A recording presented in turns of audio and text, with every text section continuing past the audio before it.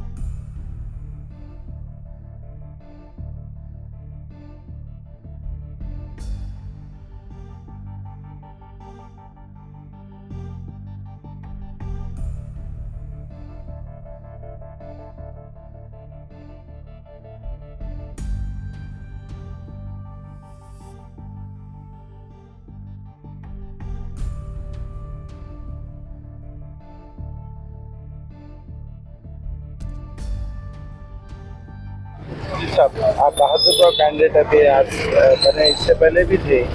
आप क्या तब्दीली देखे ये 10 सालों में यहाँ पर बहादुरपुर में? जैसे आप जानते हैं कि सिवाय आली जनाब के चंद्रशेखर राव साहब वजीर आला तेलंगाना रियासत की जो वेलफेयर स्कीमें थी, शादी मुबारक और कल्याण लक्ष्मी और पेंशन्स, ये जो खामे थे और डबल बेडरूम के ज़्यादा चीज़ें यहाँ पर बेनिफिट मिले हैं लोगों को। उसके अलावा जो इलाके के बेसिक प्रॉब्लम्स थे वो जैसे थे आज़ादी के बाद वो वैसे ही है, उससे हटके कोई रद्दोबदल इसमें नहीं आया।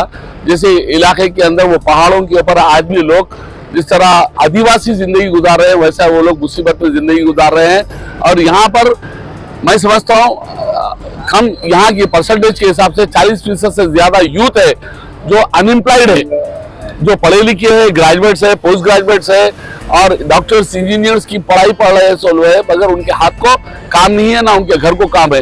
ये वही इलाका था जहाँ 50 से ज़्यादा ट्रेड्स यहाँ पर बनाए जाते थे, गली गली में कारखाने थे, चाहे वो छोटा कारखाना हो चाहे बड़ा कारखाना हो, मुकम्मिल का मुकम्मिल एक तरफ ख़त्म हो चुका है। और अवाम आज से 35 साल कबल अगर ये इलाके के लोग सऊदी, दुबई, कुवैत, बहरीन जैसे इलाकों में अगर नहीं जाते तो ये सीमेंट और आपको जो बड़े बड़े इमारतें नजर आ रही है, छोटे बिल्डिंगा नजर आ रहे हैं, ये भी आपको नजर नहीं आती। और झोंगे झुप्पी में रहते थे ये लोग, क्योंकि ये पूरा अपने बीवी बच्चे खानदान को छोड़कर रात में रोना दिन में मेहनत करके ये बनाए रहे। इसमें सरकार का या कि MLA का ये कोई एक पैसे का योगदान नहीं है। टीआरएस पार्टी का एक वादा था 12% रिजर्वेशन का और वक्फ बोर्ड को जुडिशरी को और देने का, इस पे आपकी क्या राय है? मैं अच्छी सवाल पूछे आप, क्योंकि आजकल शब्बीर अली और हमारे इलाके के लोग आवाम को मिसगाइड कर रहे हैं। आली जनाब के चंद्रशेखर राव साहब जैसे ही इस मामले का कंप्लीट हुआ 12% रिजर्वेशन के लिए असेंबली में बाज़ाब्ता रेजोल्यूशन पास करके दिल्ली भी जाए, पार्लियामेंट उसे इजाजत देना है। और मालूम है आपको एक फिरका परस्त जमात बीजेपी वहां पर हुक्मरान है और वो नहीं दे रही है, इसीलिए रुका हुआ है। मगर हम 14 साल जदोजहद करके जिस तरह तेलंगाना हासिल करें, हमें यकीन है कि आने वाले वक्त में हमको एक ऐसा माहौल बनेगा कि आली जनाब के चंद्रशेखर राव साहब जो प्राइम मिनिस्टर की हैसियत से रहेंगे और पूरे हिंदुस्तान को 12% देंगे। बीजेपी और बीआरएस दो भी एक ही है बोल के लोगों का कहना है। देखिए जी, आप क्या रहे हैं? एक बात यह है, नाचना नहीं आया अंगन तड़ा, गाना नहीं आया हमसाया बुरा की एक मिसाल है। ये कांग्रेस जिसके 80% लोग RSS के है, आप तमाम जानते हैं, और जब पीवी नरसिम्हा राव बाबरी मस्जिद तोड़े थे तो यही सारे लोग चीखा मार के बोल रहे थे कि आरएसएस के लोग हैं, हिंदुत्व के लोग हैं, गलत लोग हैं, ये बात बोल रहे थे। और फिर आज जब अच्छे हो गए, नहा धो के जैसे ही नहा धो लिए तो बोले कि हुकूमत चले गई तो फिर से हमको आरएसएस बना देते, हम बीजेपी के बन जाते। ये बात सही बात तो ये है कि केसीआर पिछले 9 साल से तेलंगाना में एक सेकुलर हुकूमत चलाए, एक फिसाद नहीं हुआ। और कांग्रेस हर जनों को जिस तरह से महीने साल में 1 मरतबा बोनस देना है, साल में 4 मरतबा फिसादात देती है। जैसा कांग्रेस के 6 गारंटी थे, फिर आपके पास भी जैसा गैस हमारे 400 रुपए में देने का, मगर आपके पास बीपीएल कैटेगरी वालों को देने का है। मैं क्या बता रहा हूँ, जिसके पास अल्लाह दिया है वो लोग 2000 में 4000 में भी सिलेंडर खरीद सकते हैं।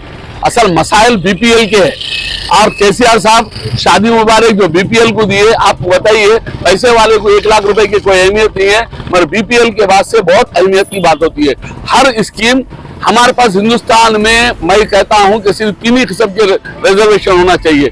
एक अपर कास्ट जिसको कोई किस्म की होने होना, जो इकोनॉमिकल फॉरवर्ड, इकोनॉमिकल बैकवर्ड और इकोनॉमिकल नॉर्मल, ये 3 ही होना चाहिए। और यही हिसाब से आवाम को, चाहे वो राव, रेड्डी, कम्मा, ब्राह्मण, सैयद कोई भी हो, अगर इकोनॉमिकल बैकवर्ड है तो उसको हर चीज मिलना चाहिए। जो इकोनॉमिकल नॉर्मल है उसे आधा हिस्सा मिलना चाहिए, जो इकोनॉमिकल फॉरवर्ड है उसे कुछ नहीं मिलना चाहिए। जैसा बहादुरपुर में अभी आप फिर रहे, वहाँ पर कौन से डिवीजन में आपको किस तरह से आपके सामने मसाइल है? मैं बता रहा हूँ कि यहाँ पर जिस इलाके से मैं गुजरता हूँ वहाँ से मोहरियों से गुजरना पड़ रहा है। काफी इलाकों पे बाद जगह पे मसाइल इतने ज्यादा है कि कचरे की सारे इलाके में लिफ्टिंग कचरे का प्रोग्राम हो गया, मगर अभी यहाँ पर वही चल रहा है। कई जगहों पर नाले ऐसा बह रहे हैं जैसे झील जिस तरह बहती है उस तरह से बह रहे हैं, मगर यहाँ की आवाम काफी परेशान है और उनके मसाइल हल करना एक एमएलए की जिम्मेदारी है। और एक एमएलए जब सरकार से 6.5 लाख रुपए महाना लेता है, ड्राइवर का, गाड़ी का डीजल और खास तौर पे उसके घर के रहने का किराया, हद ये है कि उसके अपने खाने का खर्चा, उसके पीए की तनख्वाह, ये सारे चीज एक एमएलए लेता है तो आवाम की खिदमत के लिए। और वो जो पैसा है ये आवाम जो रोजाना 1 लीटर पेट्रोल डालती है उसके 60 रुपए सरकार के अकाउंट में जाते हैं, वो डायरेक्ट एमएलए एमपी की तनख्वाह बनती है। तो जब इनसे जब पैसा ले रहे हैं, जब इनके नौकर है तो एमएलए साहब हो गए, एमपी साहब हो गए, कारपोरेटर साहब हो गए और जो मालिक है वो नौकर हो गया। ये तरीका ये है कि खादिम की जरूरत है, एक यहाँ पर साहब की जरूरत नहीं है। बल्दिया के तो मिनिस्टर जनाब केटीआर साहब है यहाँ पर, उनके ही अंडर में आता है ये बात। मैं आपको फिर बताते चलूं, इलाके के अंदर काम कराना एमएलए की जिम्मेदारी है। अगर रहता तो डायरेक्टली एक प्रेसिडेंट ऑफ इंडिया देश चला लेता, प्राइम मिनिस्टर चला लेता। एरिया में एमएलए कारपोरेटर क्यों बनाए जाते? इसकी वजह यह है कि हमारी अहमियत यही है कि हम सोचना चाहिए कि हमारे किसी भी मामले के अंदर हम अपने इलाके के कारपोरेटर या एमएलए या एमपी जब बनाते हैं तो उसको उसके मसाइल को हल करने वाले को बनाएं।